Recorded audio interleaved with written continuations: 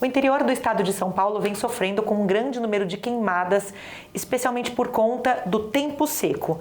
Esse foi considerado o agosto com mais focos de incêndio da história do estado de São Paulo desde 1998. Bom, para falar sobre o impacto das queimadas, também como as pessoas podem reagir ao avistar um foco de incêndio e ainda quais ações de prevenção para evitar os focos espontâneos, a gente recebe aqui no programa Entrevista pela TV e Rádio Câmara Bauru o Otaviano Alves Pereira, que é o coordenador da Defesa Civil do município. Gentilmente aceitou o nosso convite para este bate-papo. Otaviano, seja bem-vindo. Boa tarde, obrigado pelo convite. E como você mesmo falou, nesse mês de agosto, assim como o inverno, é recorrente, com a temperatura alta, umidade relativa do ar baixa e principalmente presença de vento, a propagação dos incêndios são muito grandes. O que a gente recomenda, são duas situações que nós vivemos: os acidentes de fogo urbano e os rurais.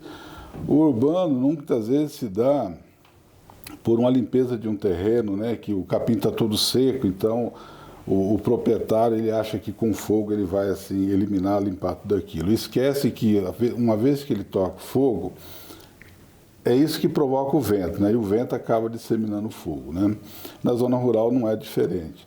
O que a gente recomenda? Nós não estamos mais partindo daquele princípio que tome cuidado, nós estamos, como Defesa Civil do Estado, pregando que não use fogo em hipótese nenhuma nesse tempo, Nem com cuidado, nem com nada. Não use porque as consequências são muito graves, muito severas, Nós tivemos nesses últimos dias, principalmente na região de Ribeirão Preto, aqui em Bauru não foi diferente também, assim, fogo na cana-de-açúcar que depois acabou atingindo o mato, que foi em grandes proporções.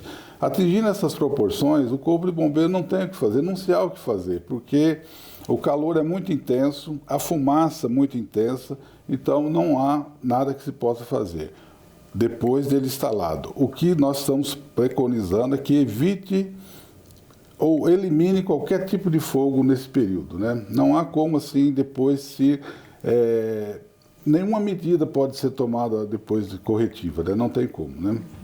O foco agora, inclusive, é na prevenção, porque o tempo seco, claro, há algumas oscilações entre temperatura, algumas chuvas aí bem esparsas, mas a perspectiva é que o tempo seco volte e permaneça por bastante tempo ainda, Otaviano? Não, com certeza. Nós tivemos agora um período aí de chuva, mas foi pouco, registrou em torno de 4 milímetros, que é insignificante diante do quadro, A temperatura baixou um pouco, que amenizou, mas agora essa semana já volta de novo com temperatura alta e a vegetação seca, Então nós estamos proclamando a população urbana, rural, não é que tome cuidado, é que não faça uso de fogo. Essa é a recomendação, Em hipótese nenhuma, faça uso de fogo, Essa que é a recomendação.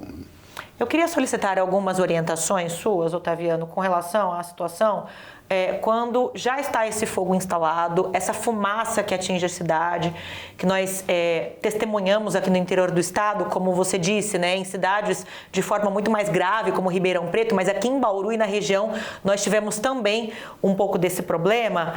No caso do trânsito, então nas estradas, os motoristas que estão conduzindo em rodovias ou mesmo no trânsito urbano, qual é a recomendação? Muita fumaça na estrada. A recomendação é que pare o veículo com antecedência, numa situação de conforto, onde tenha bastante ventilação.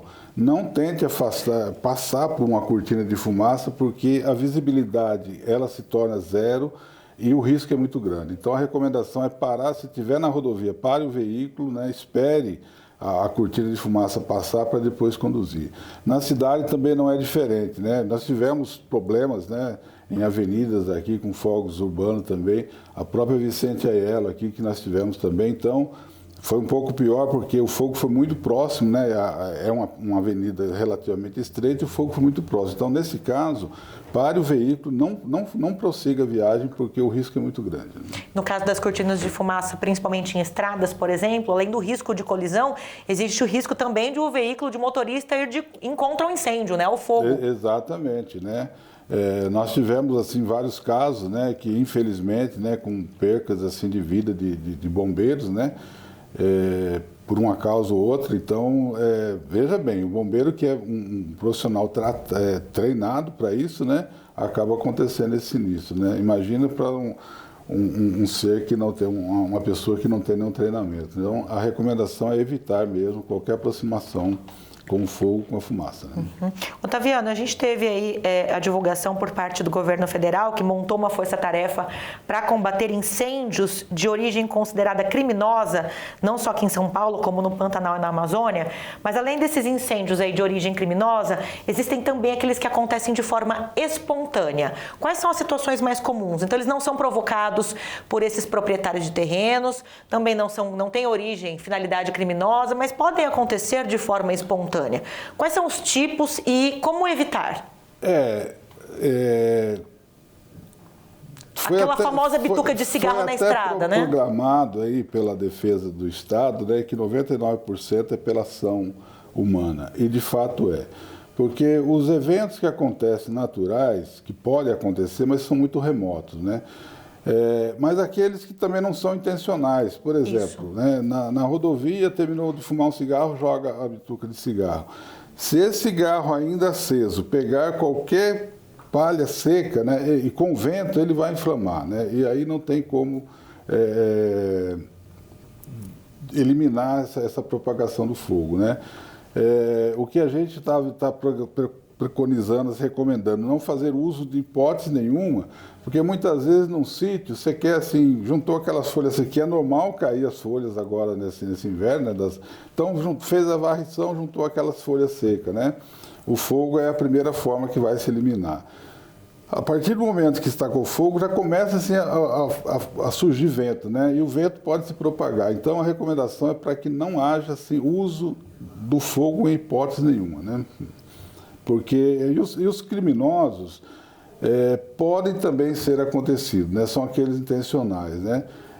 O que a gente só lamenta é que para a gente conseguir comprovar isso teria que ter o flagrante, né? Senão e isso é muito difícil, né? Mas a gente sabe que pode acontecer, sim, né? A polícia hoje, o Corpo de Bombeiro também está em vigília constante, né? As empresas hoje, principalmente as sucroalcooleiras, né, que a cultura já favorece, né, a disseminação de fogos, eles estão com as suas brigadas em alerta também, né, usando diversos meios assim, para conter, né, quando se pega no início de conter, porque depois que ele inflama, aquilo que nós já comentamos, né, o controle é muito difícil. Né? Otaviano, falando dos impactos das queimadas, não só para o meio ambiente, mas também para a saúde humana e dos animais, quando a gente tem esses eventos de combinação de queimadas, incêndio, focos de incêndio, clima muito seco, a gente também tem normalmente uma baixa umidade relativa do ar, tornando muito insalubre a situação para as pessoas. Como a Defesa Civil, e aí a gente sabe que tem o trabalho do IPMET, enfim, né? Mas como é monitorada essa qualidade do ar durante esses períodos de queimadas? Quais são os indicadores que são considerados mais críticos? Vocês têm um trabalho em conjunto com os meteorologistas? Como é que funciona essa parceria? O IPMET, ele assim, é um centro assim, fantástico de informação sobre isso, né? Eles nos sempre deixam, nós temos também um radar estadual que nos está assim, em estado de alerta o tempo todo, né? Nos fornecendo esses índices, né? E com a umidade relativa do ar mais baixa, né? Então a recomendação é justamente para aquelas pessoas que estão mais vulneráveis, né? Que são crianças e idosos, né? É procurar sempre o abrigo de sombras, né? E isso de um modo geral para toda a população, né? Não é assim, ficar exposto ao sol com esse tempo é bastante prejudicial, né? Com a presença dos focos de incêndio, a fumaça só tende a piorar essa situação, né? Principalmente para a respiração, né? do ser humano e tudo mais, né? Então, a recomendação é, assim, procurar abrigo, né? No caso de haver uma ocorrência de incêndio, não se aproximar, né? E mesmo estando fora, não ficar exposto ao sol nesse tempo com umidade relativa muito baixa. Né?